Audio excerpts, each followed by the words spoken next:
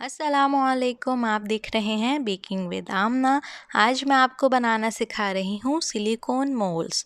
तो चलिए शुरू करते हैं। मोल्ड्स बनाने के लिए हमें चाहिए कॉर्नफ्लावर और सिलिकॉन। ये सिलिकॉन जो है ये 100% सिलिकॉन है। वेट एरिया यानी कि वाटरप्रूफ है और इसका जो कलर है वो वाइट है। ये आपको इजीली हार्डवेयर की शॉप पे मिल जाएगा। मैंने चेक किया था, दराज पे भी अवेलेबल है। ये पिक्चर है, इसमें जो राइट वाला है वाइट कलर का वो वाइट वाला है, वो आप लेंगे।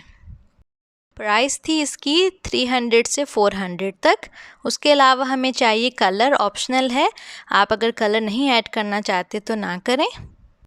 इसके अलावा आपको वो चीज़ें चाहिए जिन शेप के आप मोल्ड बनाना चाह रहे हैं, जैसा कि ब्रोच हो गया, बच्चों के खिलौने हो गए, या कोई भी चीज़, आपको जो भी आपकी फेवरेट चीज़ है उसका अब आप आराम से मोल्ड बना सकते हैं। ये यूनिकॉर्न हॉर्न बनाने के लिए की चेन का लिया था मैंने।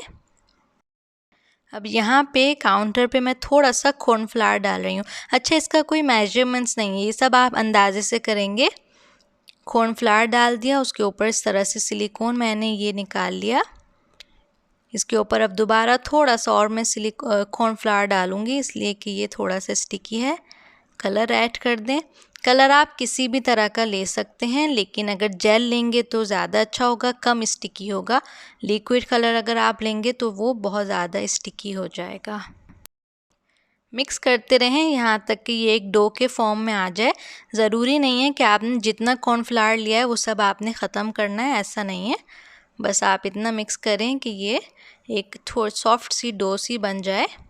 अगर आपको लगे बहुत ड्राई हो गया तो आप इसमें 2 से 3 जो ड्रॉप्स हैं वो ऑयल के ऐड कर सकते हैं, कुकिंग ऑयल के।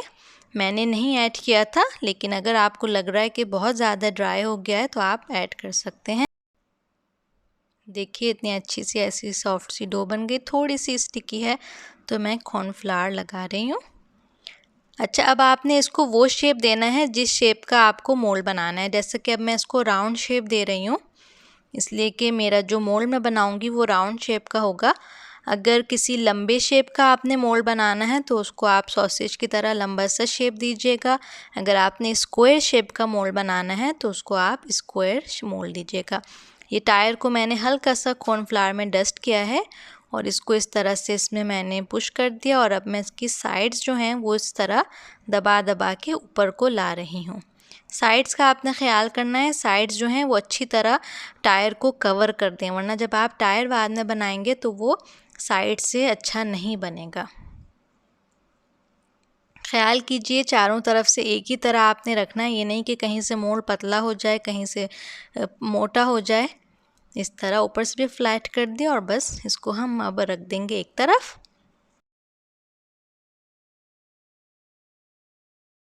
अब मैं बना रही हूँ दूसरा मोल्ड, बिल्कुल वही तरीका जिस तरीके से हमने पहले बनाया था। अच्छा, ये जो ट्यूब सिलिकॉन की मेरे पास है ये बिल्कुल छोटे साइज़ की है, 75 ml। जो प्राइस मैंने आपको बताया है 300 से 400 तक, वो बड़ी ट्यूब की है। बड़ी ट्यूब यानी कि 300 ml की। तो उसमें आप बहुत सारे सिलिकॉन बना सकते हैं, सिलिकॉन मोल्ड। तो एक दफ़ा आप ज़रूर लेके ट्राई कीजिएगा, बहुत सस्ता पड़ता है इस तरह से घर में मोल्ड बनाना। और ईज़िली हर शेप का, हर साइज़ का, हर कलर का आप ख़ुद अब मोल्ड बना सकेंगे।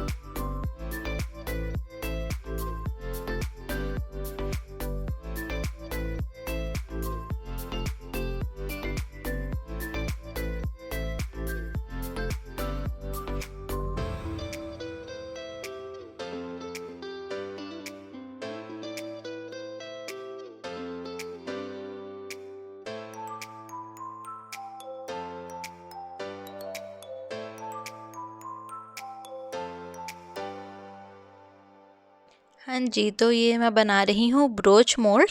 इस दफ़ा मैंने पिंक कलर यूज़ किया। इसको भी अब हम इस तरह से इसमें इस तरह पुश कर देंगे और जो साइड्स हैं उनको आहिस्ता आहिस्ता ऊपर की तरफ लाएंगे।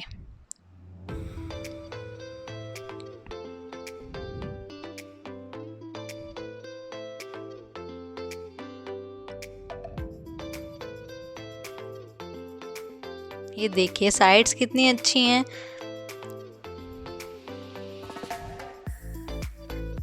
नीचे से देखें कितना अच्छा फ्लैट बना है।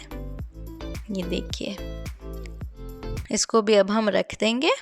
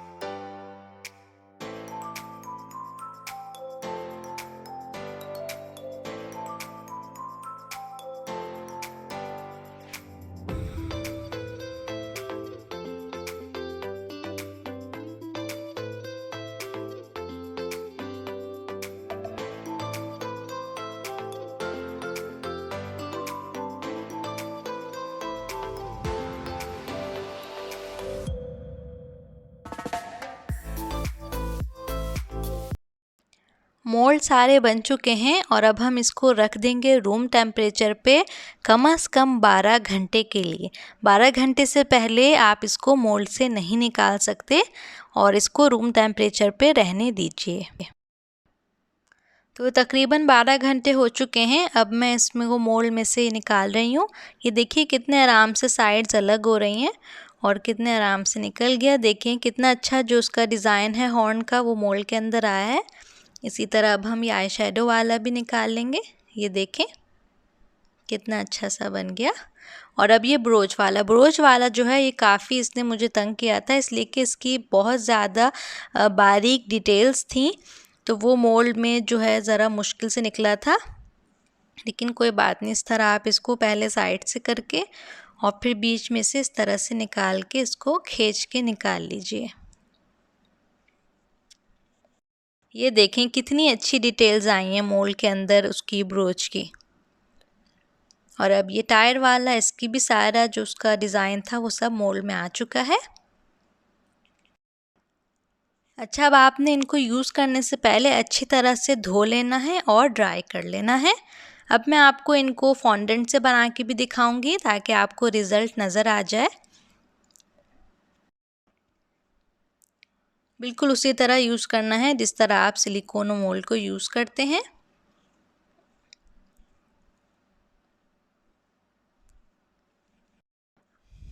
ये देखिए कितना आसानी से मोल्ड में से निकल गया। हल्का सा इसको शेप दे लीजिए और बस ये तैयार हो गया। देखें, ये मोल्ड मैंने आपके सामने नहीं बनाया था, लेकिन मैं इसको आपको दिखाना चाह रही थी। ये भी मैंने ब्रोच से बनाया था।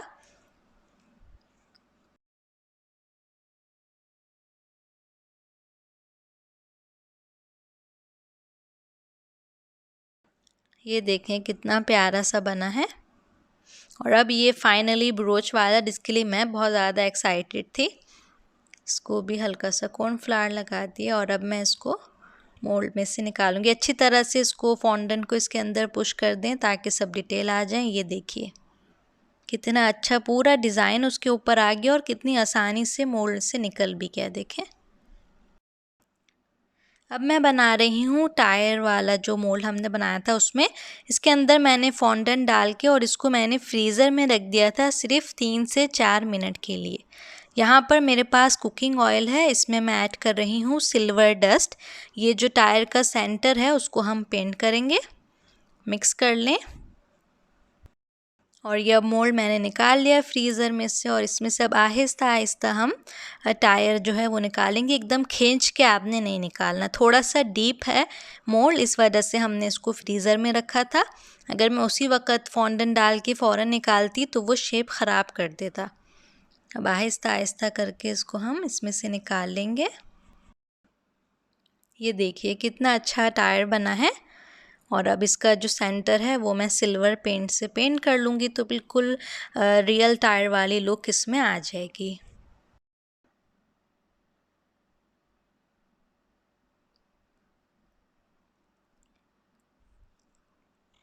ये देखिए कितना खूबसूरत लग रहा है, कितनी अच्छी डिटेल्स आई हैं इसके ऊपर।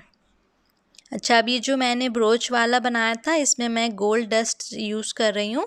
ड्राई गोल्ड डस्ट है, कुछ मैंने ऐड नहीं किया, इस दफ़ा मैं ऑयल नहीं यूज़ कर रही। ड्राई डस्ट है, बस उसको इस तरह से डस्ट कर दिया, इससे शाइनिंग आ गई, बहुत अच्छा सा गोल्ड इफ़ेक्ट आ गया ब्रोच पर।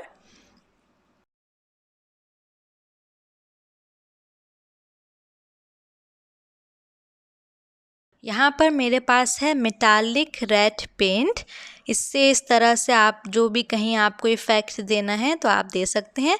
पेंट की अच्छी बात ये होती है, इसको आप डायरेक्ट यूज़ कर सकते हैं, मतलब बॉटल से आपने निकाला, आपने यूज़ किया, कुछ इसमें आपको मिक्स करना नहीं पड़ता और आसानी से ये पेंट हो जाता है। इसको कहीं भी आप यूज़ कर लीजिए डिटेल देने के लिए। एडिबल होता है और इस ब्रांड का रेम्बो डस्ट का जो है ये हलाल भी है। बाज़ ब्रांड्स का होता है उसके अंदर अल्कोहल मिक्स होता है। तो ये देखिए सारे हमारे मोल्ड्स तैयार हो गए। और ये जो पर्पल वाले मोल्ड हैं ये कोई मैंने आज से 4 साल पहले बनाए थे, तो ये आप देख लीजिए बिल्कुल ठीक हैं, कोई ख़राब नहीं हुए।